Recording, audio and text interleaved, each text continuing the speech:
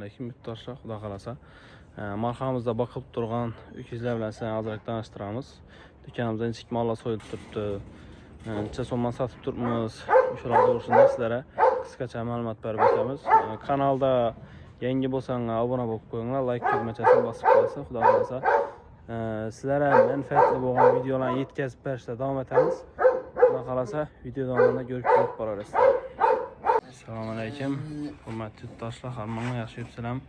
Xudo qalasa dükanımıza yarmarka soylagan öküzimiz bilan sizlarni tanishtirib o'tamiz. Ertangi 27 sentyabr kuni shu öküzimiz so'yladi. Живой vesi 495 kg kelib turibdi. Xudo qalasa ertang shu malni go'shtini ko'rib o'tasizlar. Yine. Bu eti kaçık, odun mal yok. Xudo qalasa mallarımız hammasi bir-biridan sifatli. Yeteğin soyacak bukamız yine. Trapetsiya dedik mi? Trapetsiya. Kichkina mal emas, xudo qalasa 270 kg, 260 kg gelishi kerak. Xudo qalasa 70 tamat turibmiz. Живой vesi 495 kg kelib turibdi. Şammal bazarda aldık. Xudo qalasa yeteğin go'shtini ko'rib o'tamiz. Acayip göç berişi gerek. Bu malımız amine Xudo qalasa bazardan satıp alıngan. Naqd pula. Xudo qalasa şimdi sifatli mallarınız bo'lsam, diklay naqd pula gelişip alamiz. Sifatli, şirali, zakonli bakılgan, şuncara doygan mal olsa alaramiz. Bir yandan sonra yine erik güllü malımız amdır. Yine trendi. Xudo qalasa buna yarmarkimizde soyup ötemiz.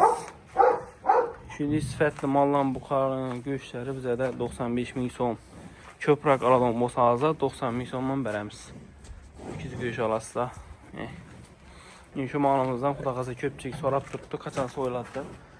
Şu mallarımızdan soysak Xudo qalasa iyicene şu bukamızdan soyup ötemiz yani zingeletme. Malın sifatine umum gap bo'lishi mümkün emas. Gelarəsə.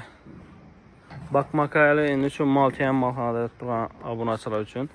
Xudo qalasa mallarni indi alıp başlayımız. Bakradon mallar hazır dım qimmat bo'lib turibdi. Şu səbəbli hazır tolka soyladan mal alıb turmuş. Xudo qalasa Əslində şu bir-birinə sifət öküzün göçləri Xudo qalasa 4 yıl bazar yarmarkasında Fərruh Qassab göç dükanında soyub satıladı. Gəl öyrəsdə.